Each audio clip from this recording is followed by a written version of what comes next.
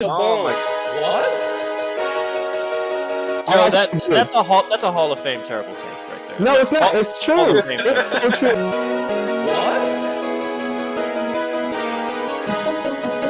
Boy just choked. Straight women booty and let the ball go. Say what again? Say what again? I dare you. I double dare you. LeBron James puts up a three. Won't go. Rebound box. Back out to Allen. His three-pointer. Bang! Irving and Curry. One-on-one. Irving puts it up. It's good. Kyrie Irving from downtown. Oh yeah, but we'll get to explaining and debating in a second.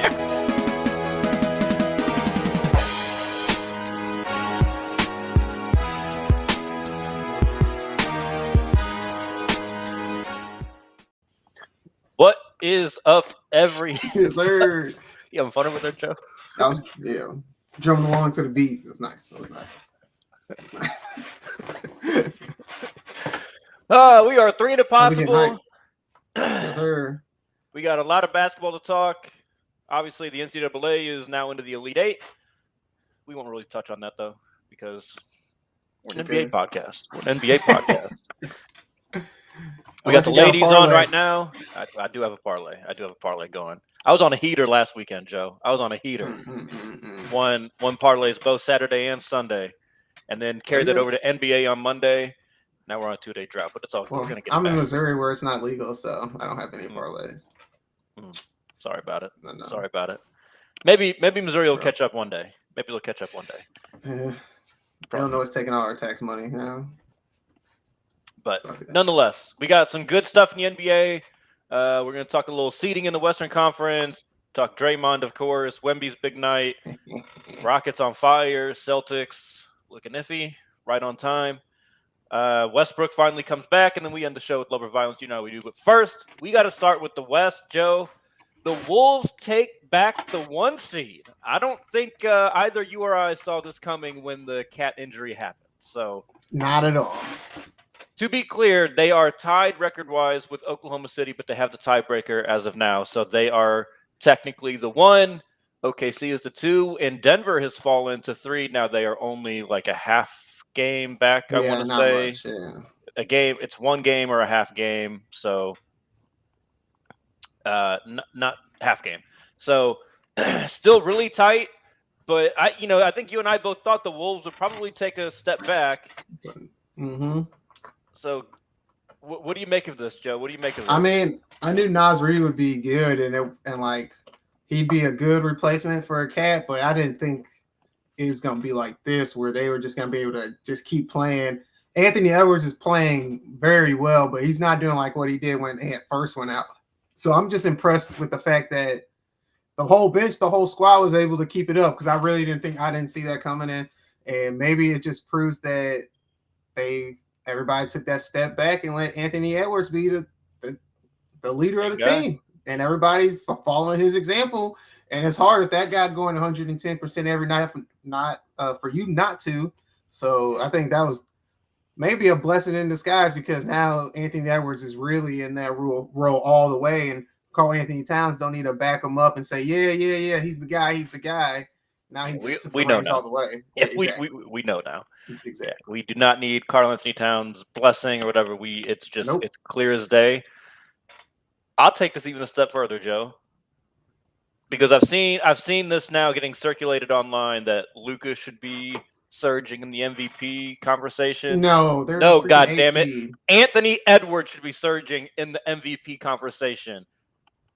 There's not another star on that team right now. He has elevated them to the 1 seed in Cat's absence. I would still probably lean Jokic right now. SGA's kind of hasn't quite had the last couple weeks as we've kind of been closing here, but he should still be in the conversation. But I want Anthony Edwards in that conversation right now.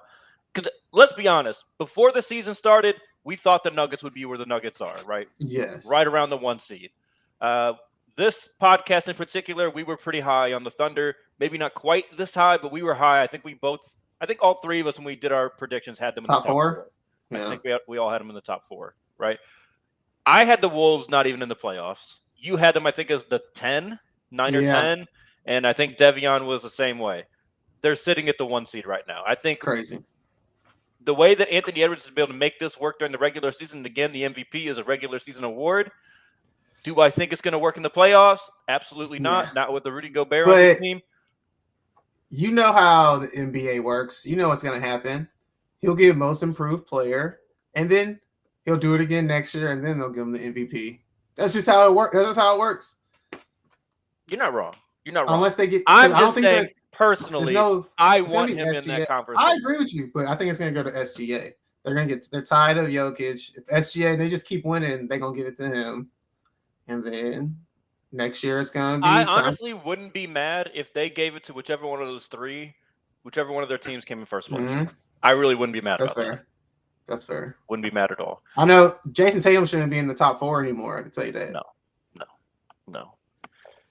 You know, us being he was in top 4 the whole time, but I can't right now. Us being a St. Louis based folks, we would love for Jason Tatum to get that hardware, but with all that talent around him, and then they're now doing what they're doing right now, no, he can't. Top 5, top 6, fine, but can't do it. He'll get the votes because it's Boston, and the Riders have a love affair with. He may not actually. They may be upset with how it ends. You know how those Riders are. Yeah, I can see Bill Simmons right now not vote for him because the way they finished. Yeah, no, it wouldn't surprise me at all. Let's talk about the team that used to be the top of the West, though, the Warriors. Draymond Green got ejected 4 minutes into their game against the Magic. Double tech got him out of there. You could see Steph was visibly frustrated with the situation. They did end up winning and still beating the Magic without Draymond, which is a huge win for them because I think they've had in terms of schedule, they've had a rough just scheduling the last week or so. They've had, I think, 5 games in 7 days, all of which I believe were on the road. So they got a little fortunate, dodged some teams with injuries, but at the end of the day, they needed that win real bad, and they got it. But no thanks to Draymond. Now there's being pundits all over saying that this is kind of the nail in the coffin. It's official. They need to blow it up after this season. Give me your reaction, one, to the Draymond just incident. Obviously, it's a crucial last 10 games of the year. And they can't really afford to lose any games because the Rockets keep winning. So just kind of give me your reaction overall, Joe. I think it's a hot take to say that's the last straw. They need to blow it up. But Steve Kerr did say what Draymond did was unforgivable. I thought that was an intense word to use for, hey, man, I get it. Like, you guys are trying to make a playoff push because y'all think y'all make the playoffs, y'all have a chance to win the championship. But that's not happening this year, no matter what. I'm just saying. So I get you're trying to make this playoff push, but to say unforgivable is kind of crazy to me. But then on Draymond's end, come on, man. I know you feel like you're getting targeted and bullied. Like, you had the man in a chokehold again. Like, I get it. Like, it was an awkward move. But why can't you just open your arm? Why do you always got to have your arm in a hook? Just open it up. Let your arm go. Like, you're trying to flop, but you extending your arm to where it's always in the way. You got to do something different. And they're already picking on you. So you're going to get, if the ticky-tack foul, or if it's close, they're going to call it. So now you feel bullied. You stressed out about it. So you start yelling. You do the Kelly Oubre and start calling everybody a bitch. And you got kicked out in the first 4 minutes. And your team needs you because the Rockets are on your ass. And it's embarrassing. That's how he should look. Draymond needs to look at it. Y'all the big three, or y'all was the Splash Brothers and the Dynasty. It's embarrassing if you don't make the playoffs when there's a play-in game situation and you don't make the playoffs. That should be embarrassing to that dynasty, and that's a terrible way for a dynasty to end. And I think that's why they feel so hot about it, because they embarrassed, as they should be. And Draymond just putting salt in the wound. No, you're not wrong. I mean, the Rockets just keep on trucking. They're on their ass like Diddy. No one had the Rockets winning 32 games. No. I mean, the Rockets are an improved team. They're doing okay. But yeah, this is just unexpected. This level of consistency and winning in crunch time. I will say this about the whole Steve Kerr calling it unforgivable. It's a bit dramatic. I don't think necessarily in a vacuum he's wrong. But here's the issue, Joe. You, Steve Kerr, cannot say that. You created the situation. He cannot say that. You can't say something's unforgivable when you've been forgiving it for 8 years, 8, 9, 10 years. So I don't want to hear that it's unforgivable now when you've been forgiving it forever. Like this. You just have to live with this with Draymond. Now, I agree with you that this moment should not be the thing that nailed the case shut, that they are just going to blow it up in the offseason. That realization should have been happened. That should have been happened. You made this attempt with Chris Paul, and it's just not really working, but like you should have had it in your mind if this team wasn't a top 4 team this year. Either way, no matter, unless it was just like Steph got hurt or something, but like if them having their players for the majority of the year like they have, and they weren't a top 4 team, that should have been it. That should have been like, okay, we gotta reset. We have to, because they weren't a good team last year. Nope. It took an insane Steph performance just to get them out of the first round last year. So it's just time. This moment is not the reason why it's time. This moment is really stupid. Draymond, like you said, he should be ashamed of himself, because at the end of the day, if you know that the time is coming where you're going to have to go elsewhere, you don't have the same reputation or the same cachet within these organizations. No. You only did it for Golden State. So now if you're trying to go somewhere else and you're trying to get paid, if I'm the other team, I'm like, why? We don't need you. I pay you? Like I can find somebody who does what you do for less. And they're not won't going to get themselves ejected every other week. Exactly. So it's just like he's got to kind of prove that he can toe that line of being the aggressor and the shit talker, shit disturber, confrontational guy without getting ejected and hurting the team. And he's not really doing that right now. So if Carmelo had to wait all the way around. If Carmelo had to wait to get a job, shit, good luck, Draymond. Keep messing around, good luck. You be on, and you can't afford to sit out a year and then try to come back because you're not a shooter like that and can just get 12, 15 points off the bench. Better figure it out. You be out this league real quick. You just be full-time podcaster. Okay, so let's talk about that too. Like, obviously, we have our own podcast, so like we're obviously not hating on podcasts, but I just don't think it's a good look that he runs to his podcast immediately after an incident like that. And he's the only one on it, so he just says whatever he wants.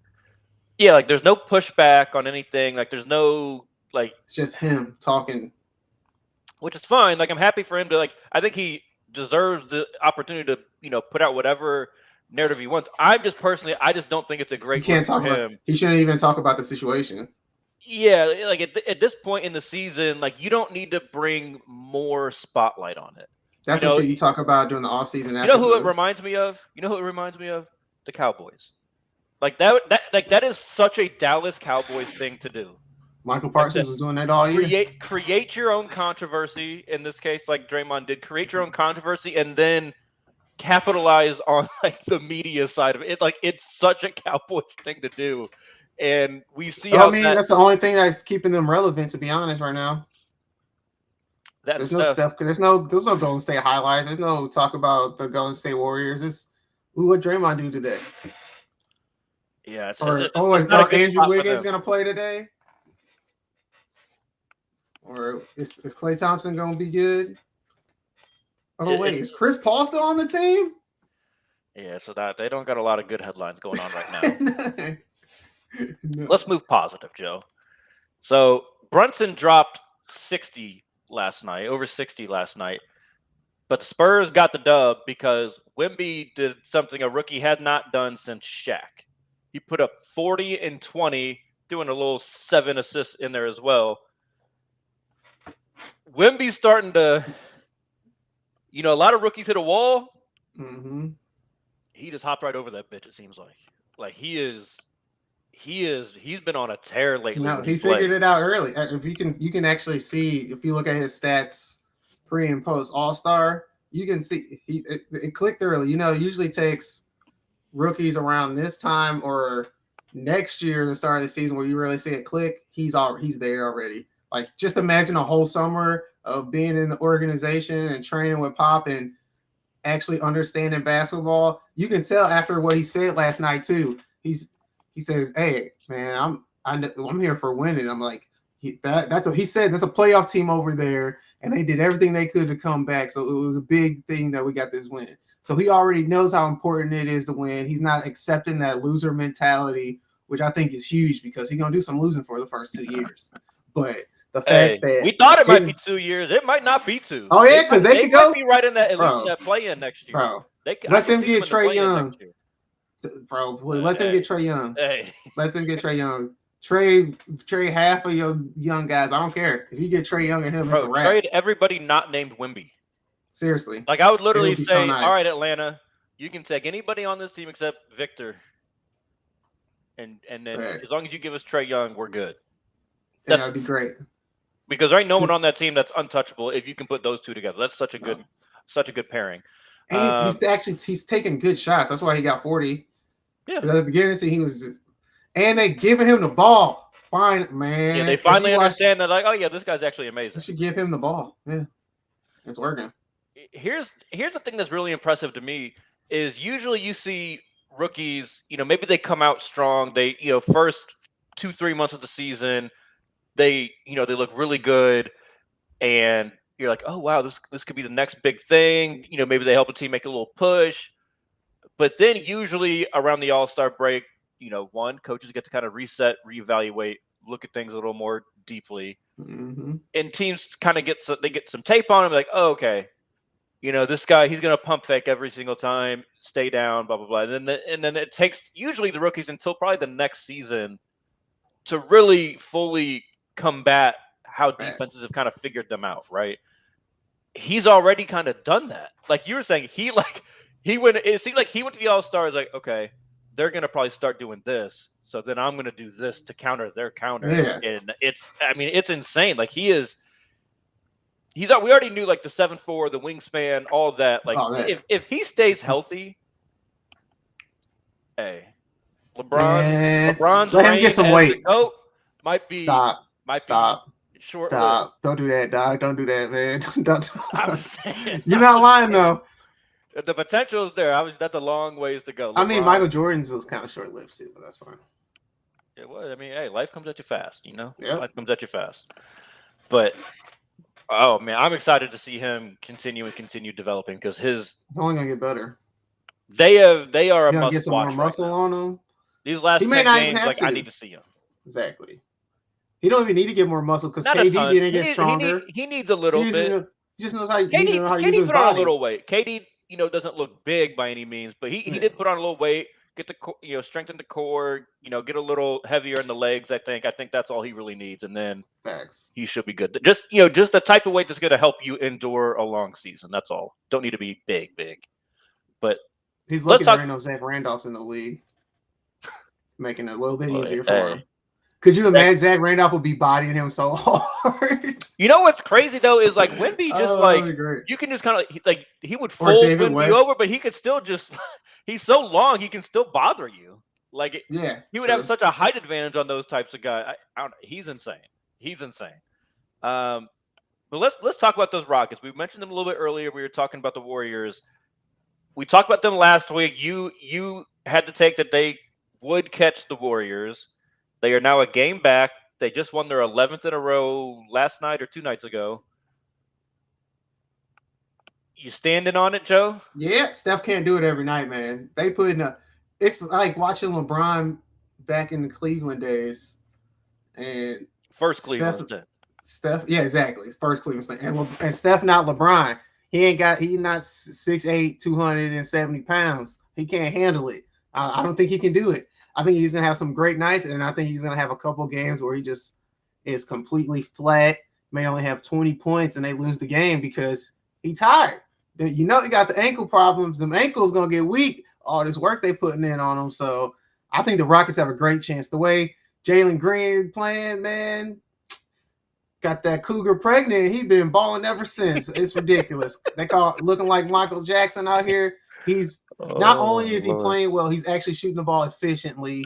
He got a great squad around him defensively, so they covering up his liability. The best thing the Rockets did, the best thing they did was get Fred VanVleet. I feel like his mentorship. Dylan Brooks, I was finna man. Oh, hell no. Man. I think that was such a good person to have kind of in Jalen Green's ear. You know, like Fred's never quite been the most efficient scorer, but that's mostly due to the fact that he's my height. Not good. He can't. You know what I mean? Like he's my height. But he takes quality. Yeah, he's not gonna take a bad shot. He doesn't force a lot of bad shots. You know, it's just when he gets around the rim, like he just doesn't have the efficiency that most players would have because of how short he is. But yeah, I mean, Jalen Green, you're right, is playing a lot more efficient. It's not, you know, his first couple years in the league, he was just a gunner. He was just getting up shots, and you know, no real rhyme or reason, no real, you know, understanding of okay, when is it okay to kind of take a more difficult shot? When is it not okay? When do I need to play off my other teammates? You know, he just didn't seem to really get that. He seems to really get it now, and what's interesting to me is just like how well they're playing without Şengün. I mean, I thought that was really going to kind of kill this momentum that they had, but they've been able to figure it out, and that's really with Jalen Green just taking more of a role in their offense. So that's a really good sign if you're a Rockets fan. I think that gives you a little hope for next year. There was a report out that says they are going to be very aggressive in what I couldn't really garner from the report. Are they going to trade? Are they saying they have two stars that they could trade, or are they trying to trade for 2 stars? Because I don't know if I'd call anyone on their team a star quite yet. But if they are going to be aggressive in pursuing more stars, that would be interesting because they do have some pieces that I think teams would be interested in. I don't know if they want to star though quite yet. I don't know if they want to stunt the growth of Şengün and Green with a star. I would imagine one of those is one of the pieces that they would. That would have to be right. But the thing that I'll tell you, the thing that makes I'm raising my eye with, I'm kind of connecting two different dots. It's a copycat league. They're gonna do a Sabonis, De'Aaron Fox type thing. Listen, good. So there's another report that came out lately that Paul George and the Clippers are apart on contract talks. I don't want to hear nothing about the fucking Clippers, bro. They always. Man. I'm just saying, if they're looking for a star and Paul George is kind of refusing to come to the table with the Clippers are about to open up a new arena. They're going to need a star to sell tickets, and Kawhi is not going to help sell tickets. You need Paul George. They're going to pay that man. They're going to pay that man. I'm just saying, what if the Rockets offered up Şengün to the Clippers for Paul George as like the main piece of a deal? I take it. You know what I mean? I take it. I'm just saying, as a to give them a little more contrast, if they plan on wanting to move forward with Harden, you give Harden a big to kind of work with that is also a really good passer, doesn't need a ton of touches himself. You kind of Harden always wanted to go back to Houston though. Yeah, get Harden and. I'm just saying just because they said that Paul George is the one that seems unhappy with what's been offered in his contract. That's the only reason I'm bringing him up. I have no idea if that's actually true or not. I'm just saying, as an idea, you get rid of. If you look at the Clippers right now, they have too many people that need the ball in their hands, right? So whether it's a Harden or a Paul George, right? Like, move him. Not for a Jalen Green who would need the ball in his hands, but maybe a Şengün who plays off of people a little more. I think the fit makes sense there. The Rockets probably have to throw in a little more than that. But I'm just saying, I'm just throwing it out there. I don't hate it. I don't hate it. Stirring the pot a little bit. You already talked about him. You've been on that salary cap thing too much. What do you mean? The trade maker with all the salary cap thing. I have no idea if the salary actually works. Right, that is one thing I do not. I don't understand this. I don't understand. NBA especially is kind of crazy. I'm just floating ideas out there that I think could work potentially for both parties. Let's talk about a team that has looked amazing all year, but is struggling a little bit lately. The Celtics. They've lost 2 in a row to the Hawks. Game 1 without Trae Young. Hawks without Trae Young. Game 1, the Celtics blew a 30-point lead. Well, can I just come on now? All 30-point leads aren't equal. Correct. It was Can in we the say first that? half. It was in the first half. quarter. It was in the first quarter. They had a 30-point lead in the second quarter. I was Did watching they? that I thought game. it was just the first I quarter. flipped it off. I was like, oh, this Okay. game's some bullshit. I'm gonna say it's not like they had it in the second half. Like that comeback I mean, started they were earlier up like 20 plus though, well into the Yeah, third I'm just quarter. saying the comeback it was started early. Look, Joe, there ain't no 30-point blown lead that ever is going to look good. There's no two ways around that. I'm just saying. 30 points is only 10 possessions. You said that so the Celtics can't score against them? Yeah. Against the Hawks in 10 possessions? Yes, they have proven they do that all the time. They probably fell in love with the three and missed a lot of shots, played a lot of ISO ball, and the Hawks decided to play a little bit of defense. They got into a rut because they weren't sharing the ball. So now the role players were missing shots that they were supposed to make because they were getting the ball with only 3 seconds left on the shot clock. And then the Hawks kept playing team ball and playing efficient basketball, made a comeback and win. It's exactly what happens to the Celtics all the time. That's why we don't feel good about them in the playoffs, because they do stupid shit like this. There's no rhyme or reason. You up 30. I get it. You can start cruising, but you're a better team. All you had to do is play efficient basketball and the game is over. But no, you went into ISO. That's the perfect situation. You up 30, let all the role players get theirs. And then get yours. You have a goal to still have that 30-point lead by the fourth quarter. So Jason Tatum, Jaylen Brown, all of them don't have to play. But they wanted to get their 28 and 27 points a game. They wanted to get that. And look what happened. What happened? It's the Celtics. This is what they do. That's why people never trust the Celtics, even though they had a great record and they had this crazy historical offense and are blowing teams away most of the season. No one cares because they know what's going to happen in the playoffs. You know how you know it's bad? Paul fucking Pierce is even saying this is why it's hard for people to trust the Celtics. Mm-hmm. Paul Pierce. That man hasn't said something reasonable like this in like 10 years. He was one of the 52,000 people that actually watched that show? No, I just saw the clip online. Oh, okay. I was just saying. Damn sure I'm not watching that bullshit. I already can't stand it because you bring some goddamn Paul Pierce on there. Absolutely not. That's but in this scenario, dead clocks right twice a day. Yep. Paul Pierce is 1,000% correct. He brought up the series against the Heat last year, and this is why they lost to the Heat when they obviously had a giant talent gap. Right? There's a giant talent gap that everyone tells me about. He's right, but this is why they lose in the playoffs, because I feel like I've been saying this the entirety of our podcast, which we're like on year 3, which is crazy. Mm-hmm. But like, they are not an organized team, and until they get away from this just hunt mismatches for Jason Tatum and Jaylen Brown, yeah, it works every once in a while when the ball just kind of more freely moves. Yeah, it looks great. They look amazing. The issue is when pressure situations happen, it's very easy for star players when they get the ball to just feel like, you know what, I got to make the play. I got to play hero ball. Jason Tatum looks for every fucking excuse in the world to mention Kobe Bryant's name after a game. Facts. So, he is looking for a time to play hero, right? And that's a great point. Always to the detriment of their team, every single time. So, until they remove him and Jaylen Brown from being the initiators on offense, it's gonna keep happening. Yeah. Like this is exactly why when we do. But they got Drew Holiday. But they don't let him do it. I know. You can put prime Chris Paul or prime Rondo back on this team. It's not going to change if the offense is centered around those two getting the ball. Yeah. It's a conceptual issue. Can't argue that. It's a conceptual issue.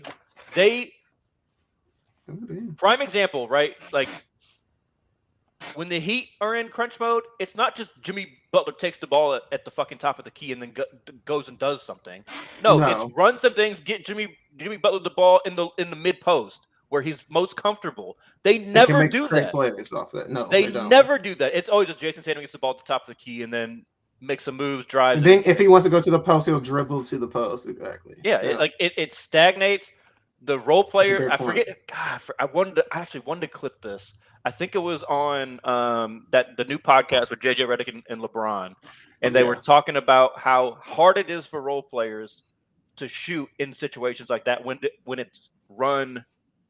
No, actually, no, it wasn't. I hate to say this. He was right again. It was Paul Pierce and Kevin Garnett's podcast.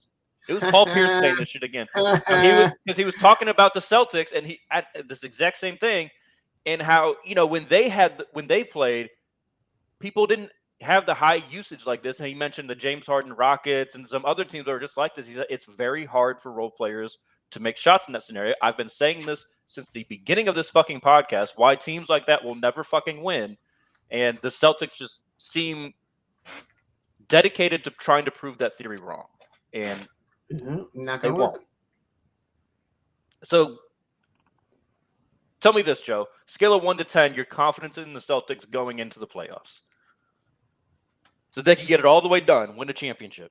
Oh, win a championship? Mm-hmm. 6. I am a 6. That's actually generous, in my opinion. Because they're the 1 seed. I feel like 1 through 4 all got a chance. So fair enough. Well, actually, I'll expand that because the Magic are a top 4 seed. So Magic are 5 right now. Knicks are 4. Yeah, I'm gonna make it. And then what are the Magic? 5. 5, and then the Heat. Heat are 7 right now. Damn. See, that's what I'm saying. That's why I'm only giving them a 6 because you got the Bucks. Oh, Embiid's coming back. Like, I guarantee. Like, I don't know if that means much, but there's definitely a 3-4 teams. It's one of those things where it's like, in a series. Like, do you I can see them losing any one of those teams like doing something? Not necessarily, but you could also see like all of those teams knocking the Celtics out. That's what I'm saying. Exactly. In a series. So that's what I'm at, like a 3.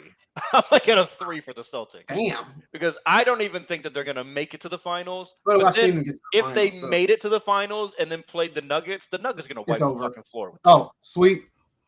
You know, they may get one game because they get something crazy. Tatum will have score 50 one night or something. Yeah, but I have a 3. I'm not saying it's impossible. Like I'm not like at a 1 like I would be for like the Sixers with Embiid coming back. Like that's a 1. But I'm not very confident. Like I don't even really. I think right now, as bad as they have looked at times this season, if the Bucks and Celtics matched up, I think I would lean Bucks. I just trust them. You know what? More. I would take the Bucks if Giannis wasn't playing over them. Because Dame has been balling without Giannis, man.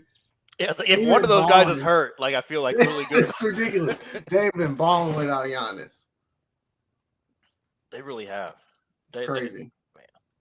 All right, let's talk about the Clippers. I know you don't like talking about the Flippers, but my man Westbrook finally returned to the lineup. So do you think this is going to right the ship for them down the stretch? 1,000%. 1,000% because Westbrook going 110%, former MVP. And if he going 110% and he taking less minutes, how dare Paul George, Kawhi, and James Harden say something? So I think he gets in their ass and say, hey, I'm not going to let y'all get lazy and do what y'all want to do and just coast through this game. You know, Kawhi going to coast through the game because he's always running at his own tempo. But I think Westbrook being in the lineup is going to keep – I ain't going to say it's going to stop it, but I think it's going to help retard the process of Paul George and James Harden flacking out in the playoffs. It just gives them one more option at least. You know, if Harden is on some passive bullshit, Russell, you know Russ will be aggressive. If Paul George is having a 1 for 13 night, all right, just move the ball. Westbrook gonna get them rebounds. Did you see? I think it might have been last night or 2 nights ago. They were playing the Magic, and Joe Ingles called Russ a flop. He said you know that was a flop or something on the previous play. Russ was trying to get around the screen. And you know he flopped a little bit, but then it was one of those things. I'm just like, Joe, why are you trying to wake that man up? Why are you trying to wake that man up? That's not the Energizer guy. Bunny to the max. Yeah. The next possession. It was just like, hey, Joe Ingles, you're an idiot. But I appreciate the shit talking. I do. I love having that in the game. But yeah, wrong guy to poke. Nonetheless, I hope you're right. I don't think I'm like at that 1,000% confidence that you are, just because you see now I've got trust issues with them, right? I went all in with them. I put them in my top 5. You're gonna get hurt, and then it was like immediately after I did that, they started acting up, and did coincide with Russ getting hurt. So I'm hopeful. Which I warned you about. Hopeful that this worked. You did. You brought that up. So I'm hopeful that this does fix shit with them. But they've caused trust issues because I didn't really trust them to begin the season. Then I finally got the courage to dive in with them, and then they fucking disappointed me. So I can't quite get there. I'm at like 70% confidence that Russ coming back is gonna fix the issues, which is pretty good. That's pretty good, right? That's not bad. Yeah, that's not bad. That's way better than I've ever been about yeah. a James Harden team. So Yeah. I mean that's growth for me. I think. I was gonna say, yeah, maybe we'll see. Scale of 1 to 10 with the Clippers in the playoffs. Where you at? It's like the championship. 6, yeah, championship. 3. Ooh. 3. It's just the Nuggets are too good, man. And I gave them a 3 because of Kawhi. That's the only reason I gave them a 3. Mm-hmm. Because Kawhi could just say, "I'm not losing," and not lose.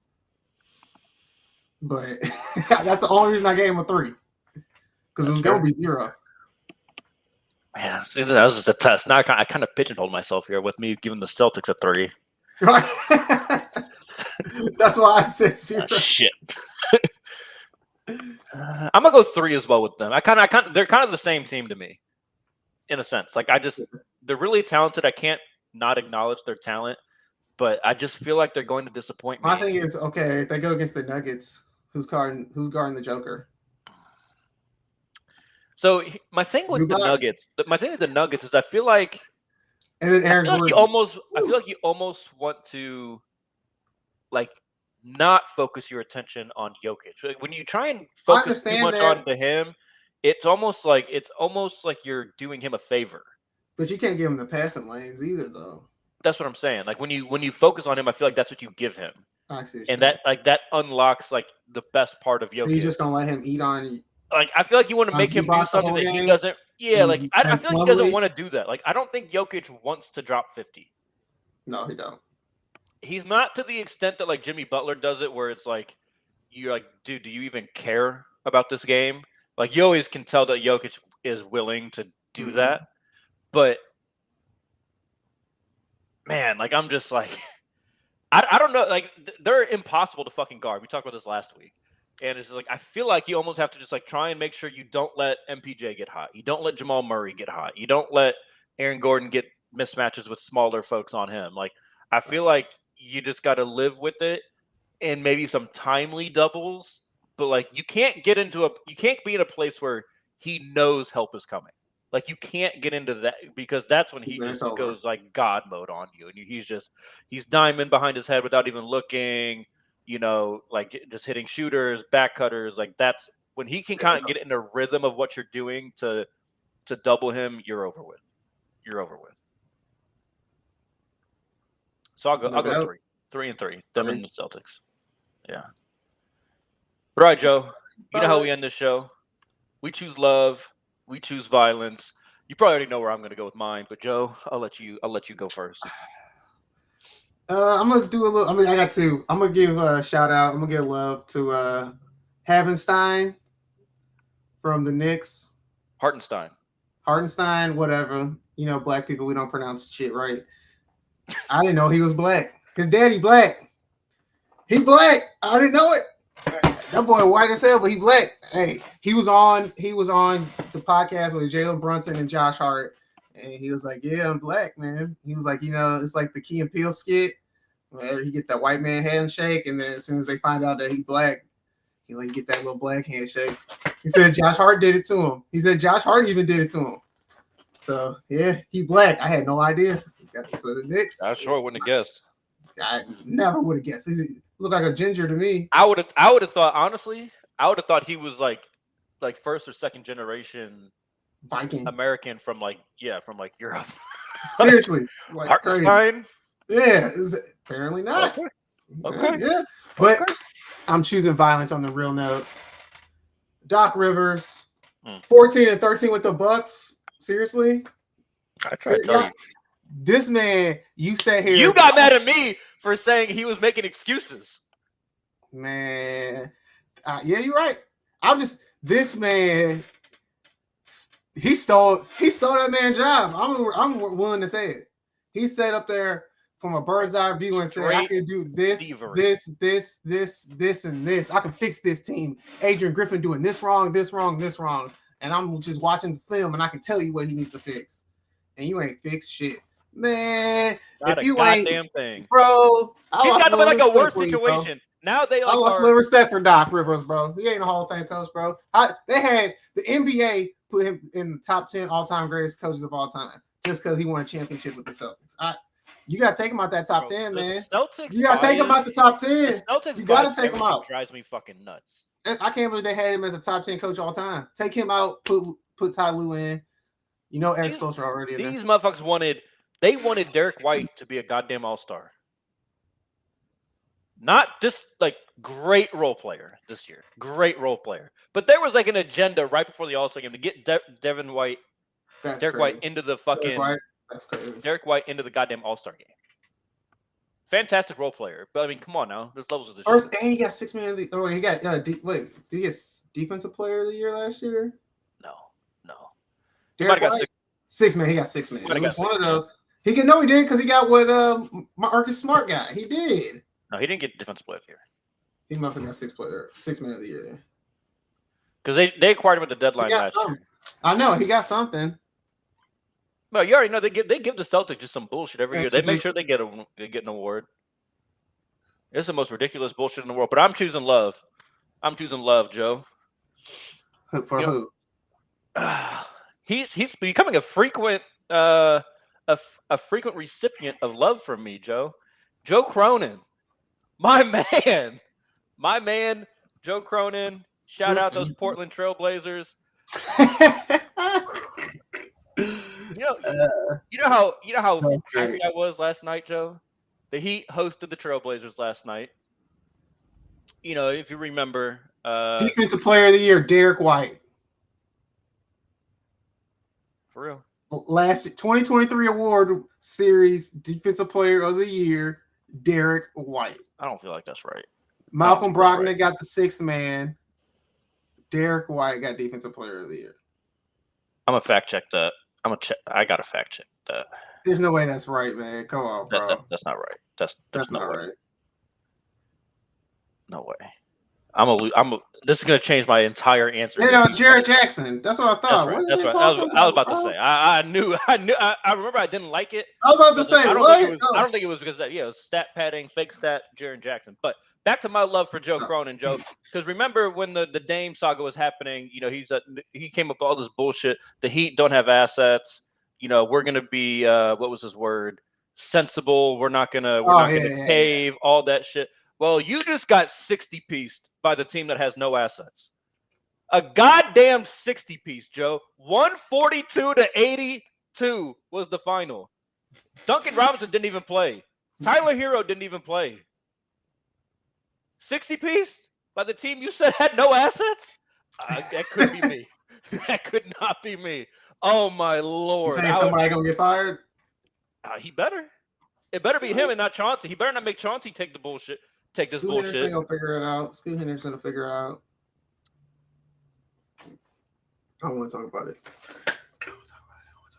I just want to know how all those pieces that they got in that huge win of a trade that everyone tried to sell to me that was way better than anything that he could have given them. How are those pieces doing? How did Dominating do last night? Obviously not shit. Malcolm Brogdon, breaking news, injured again, could not play. So Robert Williams, where he's at, not playing. Okay. I'm just trying to figure it out. So Love, Terry Rozier, who we basically had to go get instead of Dame, had a fantastic night. So thank you, Joe Cronin. Love you for that.